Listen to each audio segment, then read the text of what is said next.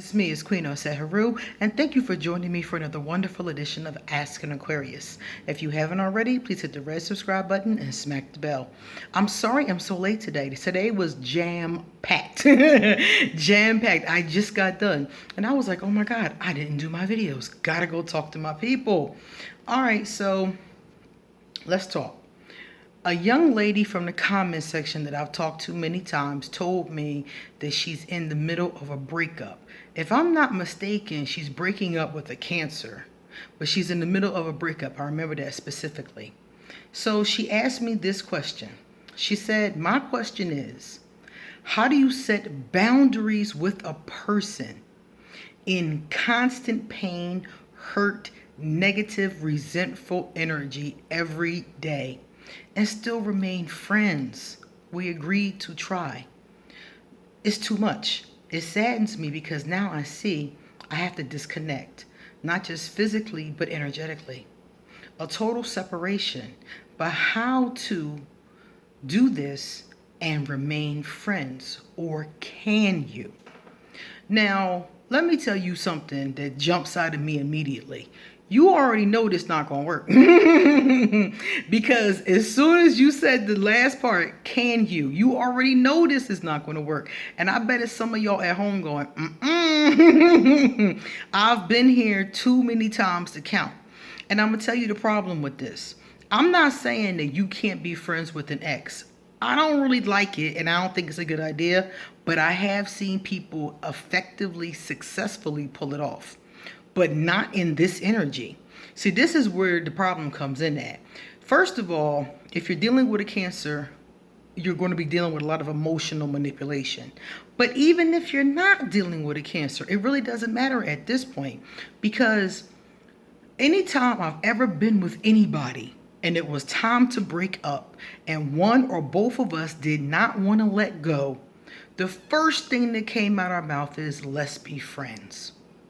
Let's be friends is code word for I am codependent, or I am dependent, or I don't want to let you go.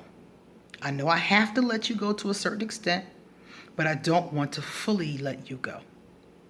And people who are dependent or codependent will often go to this space. So this person is angry, hurt, negative, resentful, and you're talking about physically separating and energetically separating, but still being friends. That's not going to work.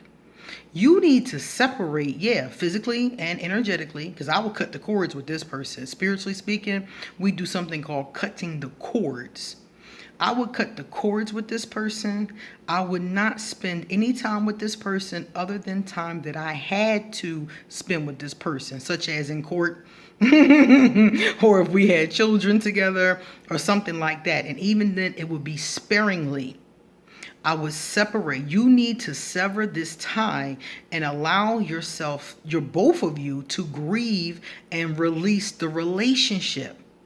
Holding on to each other as friends while you're still grieving the loss, the pain, and the hurt, and the negativity of the shit that went on in the relationship is not helpful for you or the other person. 9 times out of 10, what we're dealing with here is some type of dependency. One or both of you just doesn't want to let go. And I've been here. This is a very... oh my God, it's a very difficult emotional space, because it's like you still love the person, you still care about the person, you still want the best for this person, but at the same time, this person is toxic for you and you don't belong around this person. I went through this many times with Voldemort, and that's one of the things that came to my mind when you mentioned, I think you said this person was a Cancer, because the first thing that came to my mind was how many times, oh, let's be friends, led us right back into the dysfunctional relationship. So regardless of this person's zodiac sign, all of those things are present in this question. The dependency or the codependency, all of that is present in this question. So if it was me, I would disconnect energetically and physically. I would cut the cords. I would back myself up. I would get myself together. let the other person go to their respective corner and get themselves together. And after I was healed, I would revisit the question. You can only visit a friendship with this person from a healed space. So if both of you heal, you can revisit this question.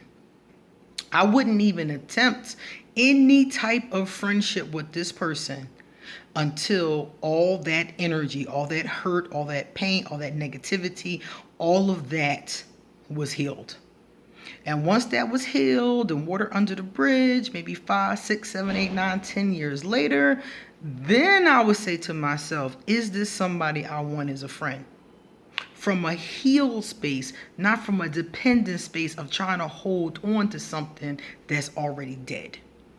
Because that's what's happening here. Both of you are trying to hold on to something, or one of you, because you could just be letting this person hold on to you, or it could just be both of you trying to energetically hold on to each other. But I feel like you're far enough along in this process that you know you need to disconnect. You know that this is not going to work. Don't let him emotionally blackmail you into doing this, and you know it's not going to work. Because what's going to happen is you'll end up back into a dysfunctional situationship with him. You see? And that's not what you want to do here. You want to sever this tie. You want to come away from this. You want to heal it. You want to release it. You want to forgive it and move on. And I'm not going to say don't. Just be aware. Be aware that he may or may not choose to heal. Healing is a process, but it's also a choice. So he may or may not choose to heal. That's neither here nor there for you, though. You go ahead and get your healing. And if he comes to a healed space and you genuinely want to have a friendship with him, that's when the two of you have this discussion. Right now, this is not going to work. So if I were you, I would tell him, since you guys agreed on it already, I would tell him this is not working for me. I cannot do this with you. Just be honest with him. Tell him, look him dead in his eye and be honest with him, or talk to him on the phone, or whatever you want to do this interaction, but be dead up honest with him. And tell him, I know I agreed to this because I really care about you, but I can't move on and do this. I can't heal and do this. I can't be the best version of myself and do this. Because you're obviously walking away from this relationship because it's not for you. But you're trying to walk away, but still not walk away. You know? It's like you got one foot out the door, but one foot is still in the door, you know? And I wouldn't try to do that if I were you. Because either you're letting someone hold on to you, or you're holding on to somebody else that you obviously need to let go of. You both have some growing and some healing to do, and it looks like you're going to be needing to do that separately. You both would benefit from grief counseling or divorce counseling or something like that. So put that on the table as well. But the bottom line is that you guys are not in a space where a friendship is really logical. It's just holding on. And I've been here. I've been in this desperate space. This is a desperate space. And I've been here. It's like, I know this has to end. And I would have so much anxiety because I would know it needs to end, but not want to let go. That's the space. And you got to just let go.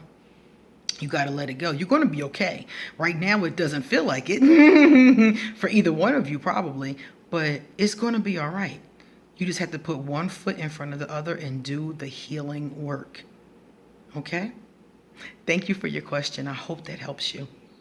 All right, guys, it's time for me to get going. So if you want to send me a love donation, I'll leave my PayPal information. If you want to send me a gift from my Amazon wish list, I have all that information underneath this video. If you want to get a tarot or an oracle card reading, please email me for an appointment. If you have a question for Ask an Aquarius, you can put it underneath this video or email it to me. I would love to read it. All right, guys. And remember, come back because I have a lot more to say. See you later.